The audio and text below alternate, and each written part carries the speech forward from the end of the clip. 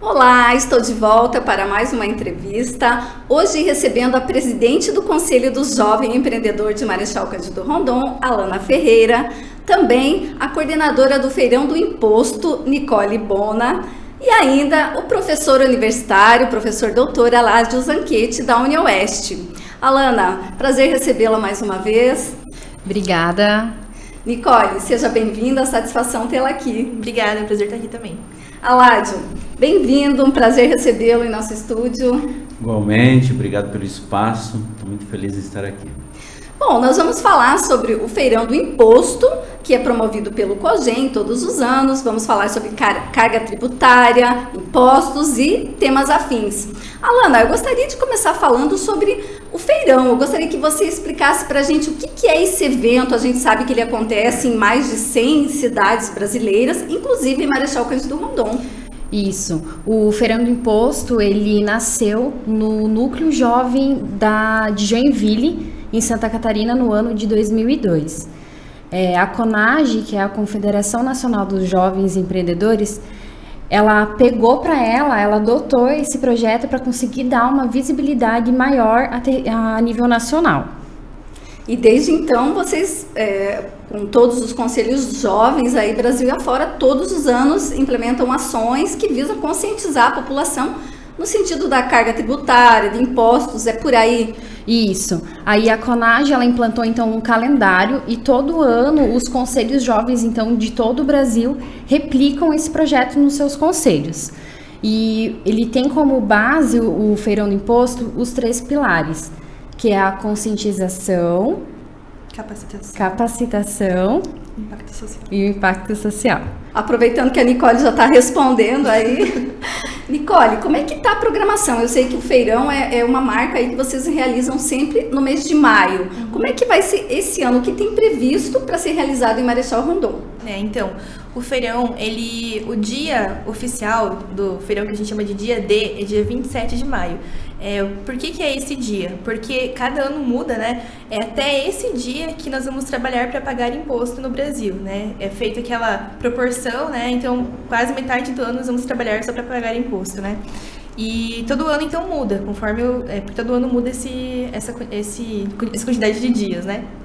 Então, esse ano vocês vão ter esse dia D, né, no dia 27 de maio, mas antes disso, aí vocês se organizam tudo para aquele dia, porque naquele dia sempre tem uma ação, não sei se esse ano vai ser assim, mas geralmente as empresas, elas ficam parceiras do evento e oferecem produtos sem o imposto, para as pessoas terem noção do quanto que elas pagam de imposto em determinados produtos. É mais ou menos isso, Nicole? Nós vamos estar antes já do dia D com ações, então, por exemplo, nós vamos ter 2 mesas redondas na UniOeste e no ISEP, também com o apoio do NAF, e também vamos ter ação nas escolas, com o apoio do Cicobi, onde a gente vai auxiliar numa aula de educação financeira para as crianças. E também no dia D nós vamos estar com venda de produtos com isenção de imposto em diversos comércios que são apoiadores, né, do COGEM e do Feirão do Imposto.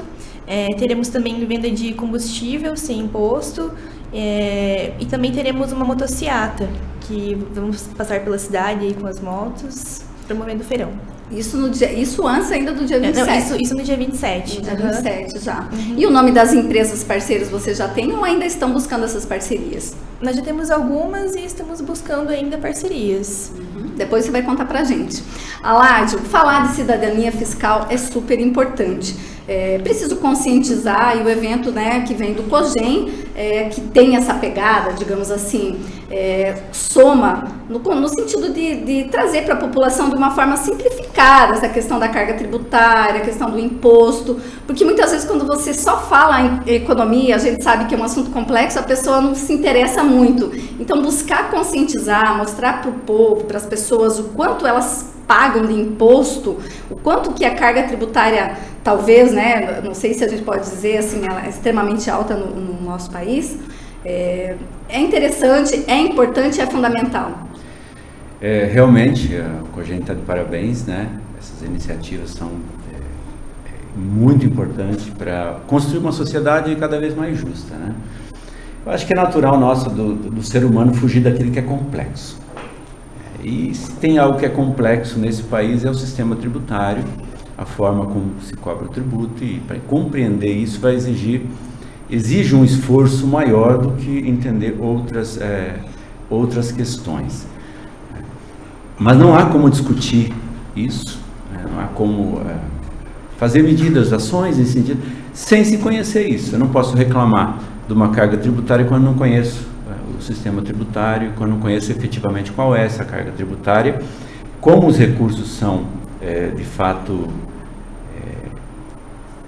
aplicados, né, como esse é distribuído. Então, é fundamental o evento, né, essas ações e as parcerias aí para realizar essa atividade. A Nicole até citou, e eu vi que você trouxe aqui, né, um panfletinho do Redinaf, o Núcleo de Apoio Contábil e Fiscal. Isso também é uma ferramenta, eu gostaria que você falasse um pouquinho, que também contribui nesse sentido aí da cidadania fiscal. Existe uma iniciativa já de longa data da própria Receita Federal do Brasil, no sentido da promoção da cidadania fiscal. Há um desejo, né, da Receita Federal de que a população de fato conheça o sistema tributário e participe ativamente da definição das regras, enfim, gestionar em relação a isso. Em geral, a Receita Federal faz isso em parceria com as universidades, né? E a UniOeste tem essa parceria com a Receita Federal, então, através do Núcleo de Apoio Contábil e Fiscal, e hoje nós temos esse atendimento, nós temos, vamos colocar assim, em duas frentes, né? Um é a promoção da educação fiscal, efetivamente, tanto com os nossos alunos quanto com atividades com o público externo.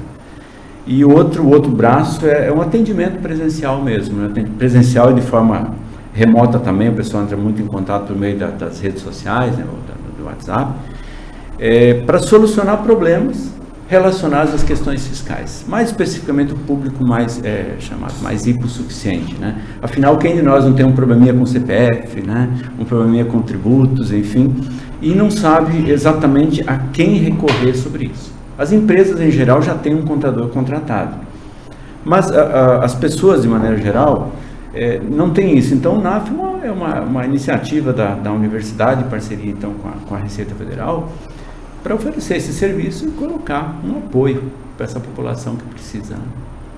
Alana, o feirão é um dos grandes eventos promovidos pelo COGEM. Vocês ficam aí mobilizados por muito tempo, se preparando. Como é que é essa mobilização para fazer acontecer, vamos dizer assim, esse grande evento que é promovido por vocês? A FACEAP Jovem, ela passa para a gente, então, o calendário no primeiro encontro paranaense de jovens empreendedores, que geralmente acontece no mês de março. Então, aí no mês de março, a gente já tem a definição de um coordenador e já vem um calendário da CONAGE com os dias certos. Então, até que dia que a gente precisa fechar parceria, quando que vai ser o dia D. Então, já vem pré-estabelecido para a gente esse calendário. E aí, cabe a cada conselho definir, então, e correr atrás dos parceiros para fazer a ação acontecer. Nicole, agora você pode contar pra gente quem que vocês já acionaram aí, quem que já topou ser parceiro desse evento. Sim, então, a gente tem a Zucker Brigadeiria, representada aqui pela Alana, a Gela Boca, nós temos a Móveis Gruber, a Geofloricultura, a Boniarte Agropecuária, o supermercado Cercar, o posto Copagril, o supermercado Copagril, a clínica veterinária do Ari, a Yamaha e a Jaraguá Brindes, a Mr. John vai ajudar com divulgação e seria isso.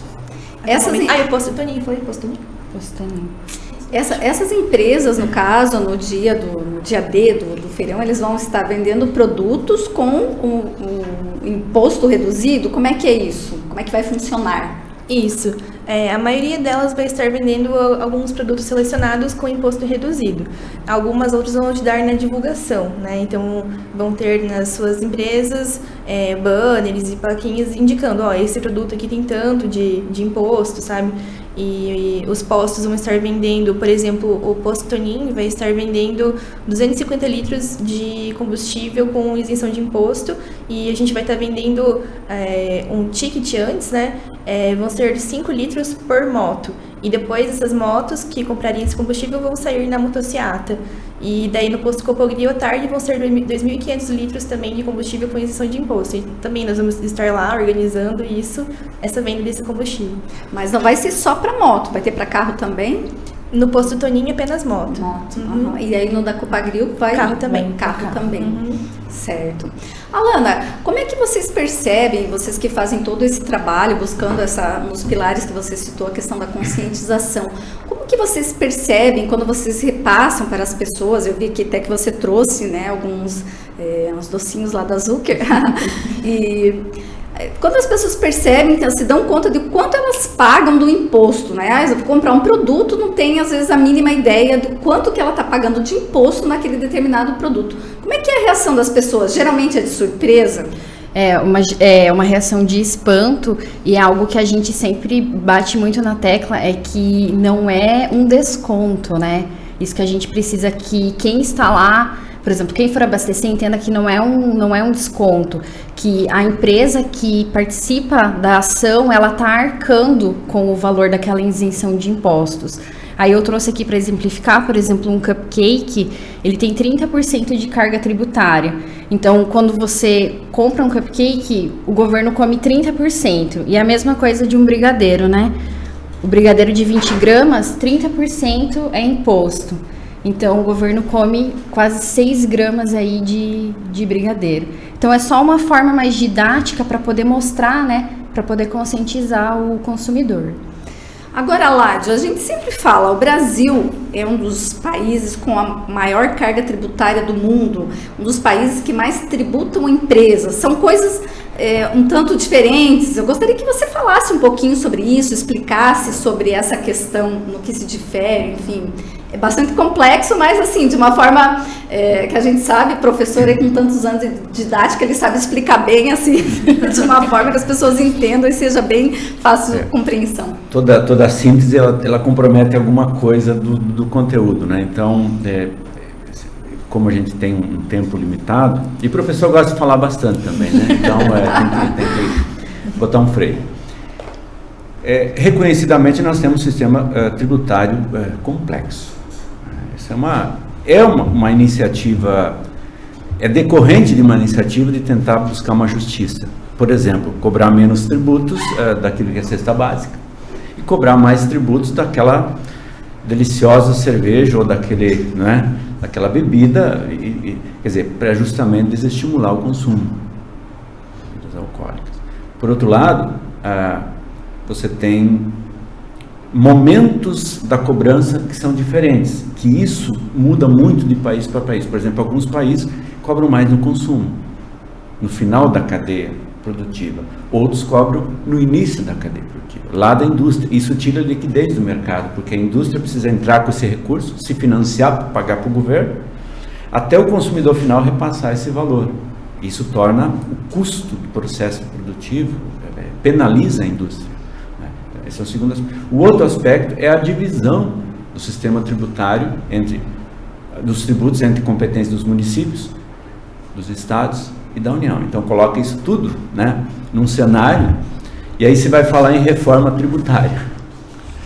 Como é que se conversa sobre reforma tributária? Porque a reforma tributária vai refletir nessa repartição de recursos entre estados, municípios e a União, então se torna complexo. São 3 tributos do município, geralmente, né, são a ISS, o IPTU e aquele imposto que a gente paga quando faz uma transferência de bens, por exemplo, o ITBI, né, são os 3 do município. O estado tem mais 3, que é o IPVA, o ICMS, que é o maiorzão, e tem o ITCMD, que é o causa-morte, não tem doação, herança, né. Todos os demais são da União. E aí você tem os impostos especificamente, você tem as taxas, você tem as contribuições sociais, que é o PIS, o COFINS, a contribuição social sobre o lucro livre, e assim vai. A lista é grande, né? Então, em decorrência, acredito, de uma iniciativa inicial, de dar justiça, cobrar menos e dividir. Mas também, por outro lado, em razão de uma disputa por fatia do tributo, essa discussão é complexa. Então, até para calcular a carga tributária, né? Quando se pega um cupcake delicioso como esse, para dizer, efetivamente, a gente sabe aproximadamente. Se a gente for ao supermercado, por exemplo, ou qualquer supermercado, sai o ticket, você vai perceber que embaixo lá tem um número dizendo o valor aproximado de tributos, né? O nosso desejo é que não fosse um valor aproximado, que fosse exatamente o valor do tributo. Mas você sabe que chegar ao valor dessa carga tributária efetivamente é difícil. Você pega toda a cadeia produtiva, né, até chegar no cupcake, né, e todos os tipos de tributos diferentes. Fazer efetivamente, nesse pedacinho de alimento, qual é a carga tributária efetiva? Então nós temos uma dificuldade, mesmo especialistas, para chegar efetivamente a dizer, desse valor, tanto é de tributo que o governo leva. Então, essa complexidade, ela é decorrente de um esforço também, de uma disputa, e, como eu mencionei antes já, é necessário um esforço para a gente compreender um pouquinho, né? Existe algum país que seja modelo, que tenha um sistema mais equilibrado, um sistema tributário? É difícil falar lá a gente falava antes em off, né? Inclusive você citava exemplo de alguns países que são lá de primeiro mundo, mas cobram também, a carga tributária também é alta. Então é difícil ter algum país que você possa citar, olha, aquele país ele tem um sistema que é equilibrado, que não penaliza tanto de um lado, de outro. Muitas vezes a gente sabe que penaliza por alguns setores, né? Ana, eu gosto de falar, quando falo em questão tributária, eu gosto de colocar no cenário, são 3 vias ou 3 aspectos, 3 setores. O que normalmente é visível para a gente é a carga tributária, quer dizer, aquilo que nós pagamos, né?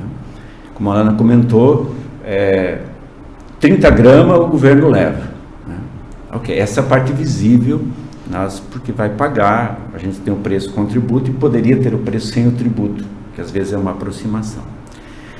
Tem o outro lado, lá no outro extremo, que é os serviços que nós recebemos, né? Esses serviços é um pouco preocupante quando nós falamos em educação fiscal ou cidadania fiscal. É necessário que a gente aborde essa questão. Até que ponto nós nos flagramos de que aquele serviço eu estou recebendo e estou recebendo gratuitamente. E se eu estou mensurando adequadamente o custo daquele serviço. Na semana passada eu fui atendido na UPA em Marechal. Fui muito bem atendido. Qual o valor daquele serviço? Quanto eu deixei de gastar por ter aquele atendimento? Quem tem um pai, mãe que tem filhos na escola, serviço de segurança, e aí a gente pode listar. Então, quando se fala em cidadania fiscal, nós temos que provocar essa reflexão também de quanto, eu já vou chegar lá porque que eu estou colocando esse cenário, e também o aspecto central, que é como o poder público é eficiente, o quão é eficiente na aplicação desse recurso. Quer dizer, se um serviço hoje o poder público me entrega por R$100, será que ele não poderia me entregar por menos? É uma questão de eficiência. O que acontece é que aí entra numa discussão delicada, porque se falar em reforma tributária não é possível sem se entrar numa questão até política, né? Porque é definir que tipo de Estado nós queremos, qual o tamanho do Estado que nós queremos. Ou seja, que tipo de serviço nós queremos que o Estado nos entregue. Vamos fazer uma analogia. O Estado é uma grande associação que nós temos, né? Nós temos que contribuir para ela dar um serviço. A quantidade de serviços que essa associação vai nos entregar vai ser determinante para quanto eu vou ter que contribuir. Acontece que tem países que se retira um pouco disso e diz, olha, eu cobro menos tributo de você e também te entrego menos, você se vira. Por exemplo, plano de saúde, a questão de saúde, cada um se vira com o seu seguro, eu não vou cobrar por isso. Então, os Estados Unidos é um país sempre de referência, que se paga separadamente. Eu não conheço bem o processo lá, mas que quando você vai fazer uma compra, você está pagando 2 vezes, 2 valores, né? O valor da compra do cupcake, né? e em outra guia separada o valor do tributo. Ou seja, fica mais claro o quanto efetivamente eu estou pagando. Aqui nós não temos isso tão claro, né? Seria uma iniciativa interessante se nós pudéssemos, em todos os serviços e produtos, ter uma plaquetinha indicativa dizendo: o produto é 100, que você vai pagar, mas desses 100, 60 fica para nós e 40 vai para o governo, né? Isso é uma ação educativa, né? Da mesma forma, olhando o outro lado da cadeia, desse processo, quando nós tomamos um serviço do Estado gratuitamente, nós deveríamos ser informados de quanto aquele serviço, quanto recurso foi naquele serviço. Isso seriam ações educativas, assim, que é educação financeira, né? Faz parte do orçamento.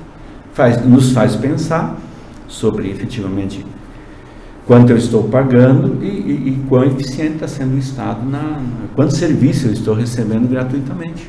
Mas, Aládio, aí tem uma questão também que muito se fala. Ao mesmo tempo que o Brasil tem uma das maiores cargas tributárias do mundo, fala-se muito também que é um dos países que, vamos dizer assim, que pior entrega os serviços à sua população. Vamos dizer assim, a população paga, né, paga caro, mas assim, o que ela recebe não é a altura do que ela paga.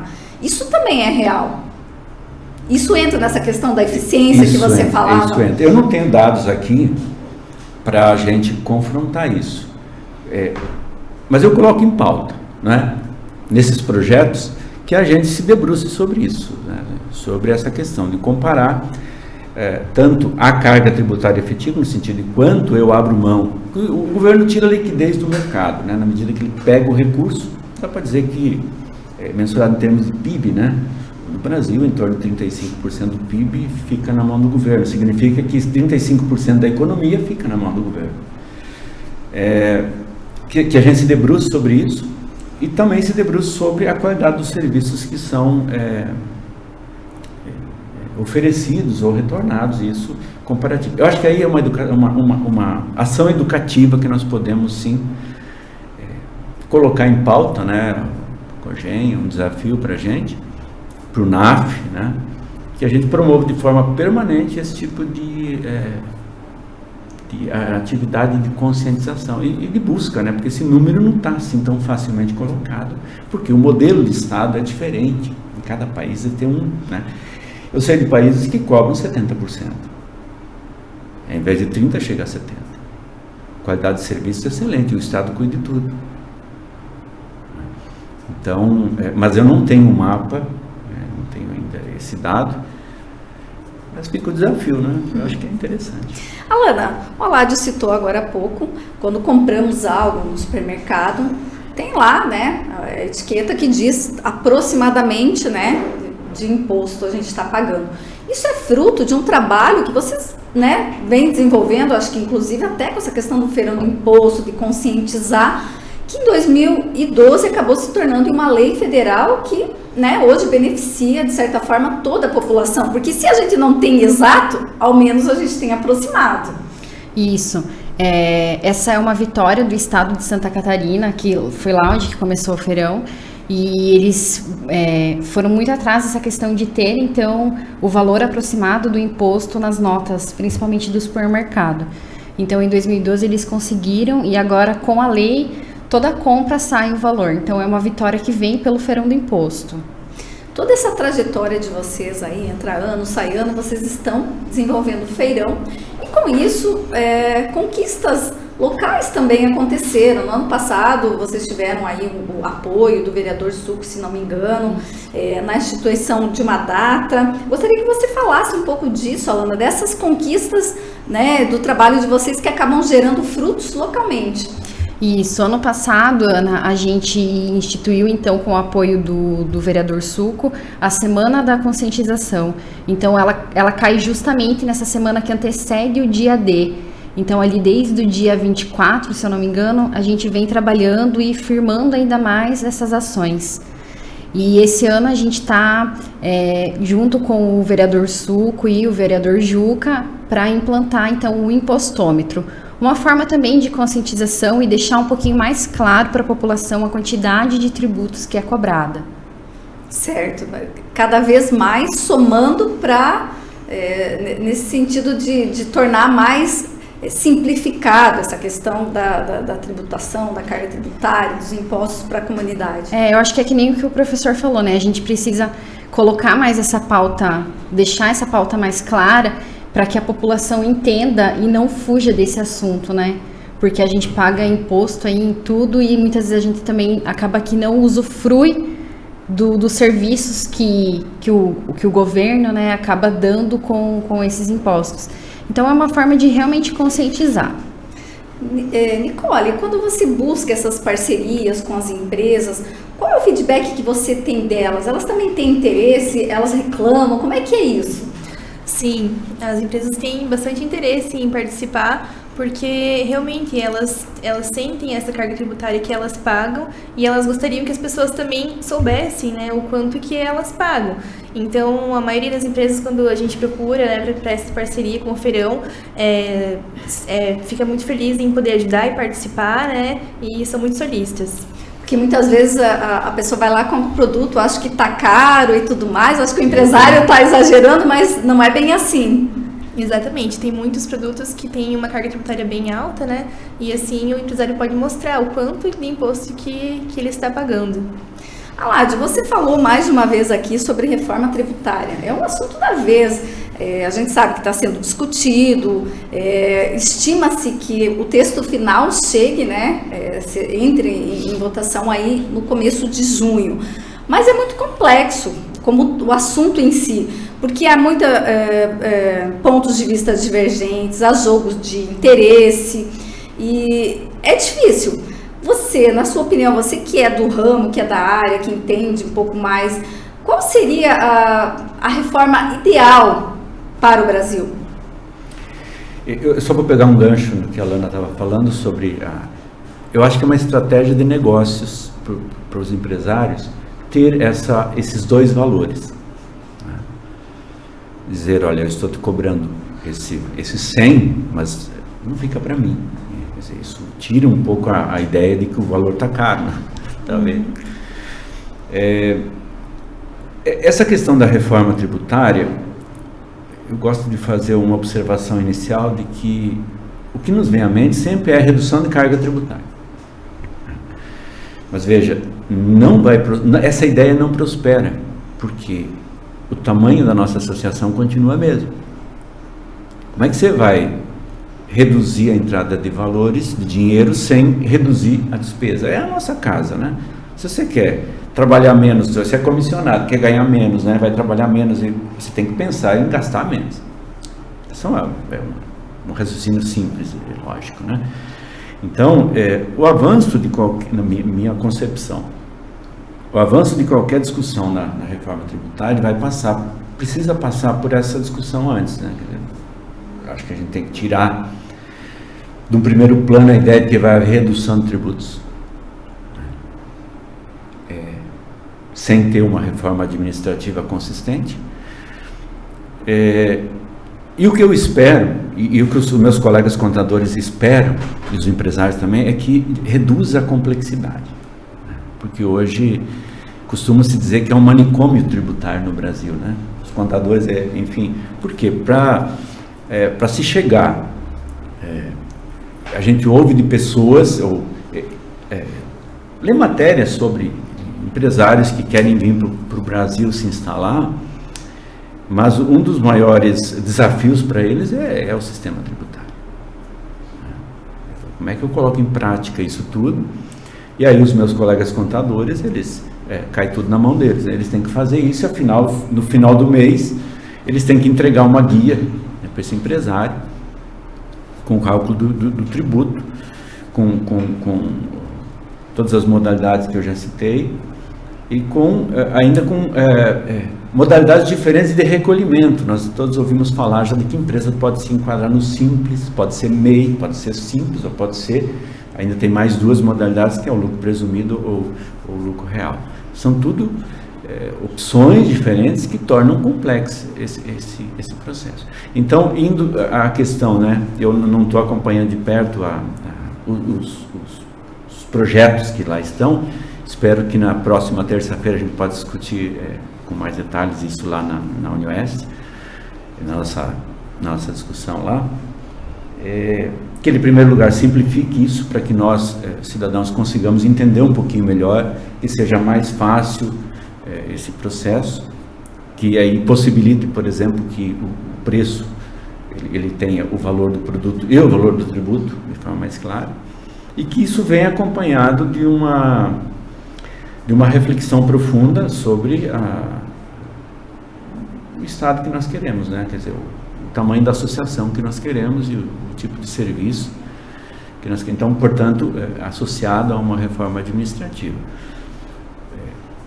As tentativas que já houveram no passado de ter uma reforma tributária acabaram com alguns ajustezinhos apenas. Quer dizer, a reforma esperada não aconteceu e aconteceu alguns ajustes, né, que alguns grupos de lobby acabam fazendo acontecer naquele momento. Então é isso, eu espera-se que uma reforma, não espero redução de tributos, não espero, porque o tamanho do Estado continua o mesmo, portanto precisa financiar isso e precisa, né, a forma de cobrança dos tributos, espera-se que tenha um avanço, que se cobre mais em determinadas etapas da produção e que ele mexa efetivamente, que consiga acontecer, né? E consiga avançar e simplifique isso para nós, porque é uma questão didática também, né? Entender melhor isso. À medida que nós consigamos compreender mais esse processo, a gente está mais apto também a gestionar, né? E fazer o nosso trabalho, o nosso tão desejada cidadania fiscal, né? Essa participação. Meninas, vou abrir o espaço aqui para vocês reforçarem o convite aí, vocês têm uma programação, para vocês dar uma reforçada aí do dia D, né? Agora fiquem à vontade para essa palavra final. Então eu vou reforçar o convite para a mesa redonda que vai acontecer na próxima terça-feira da semana que vem, no auditório lá da UniOeste, às 19h30, onde vai ter então esse debate, essa mesa redonda sobre a reforma tributária. Isso. Também terá uma mesa redonda na quinta-feira no ISEP, Campus 2, ali no Rui Barbosa, né? Também às 20 horas, com o mesmo tema. E também queremos reforçar o convite, então, para as empresas que quiserem apoiar ainda o feirão.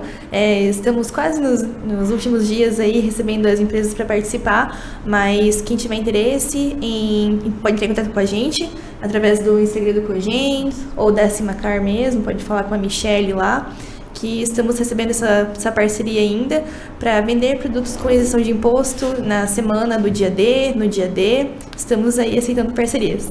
Muito bem, Aládio, fique à vontade para suas considerações finais. Eu reforçar o convite, então, para que quem puder participe, né, das mesas redondas, que participe. É um convite, assim, para que...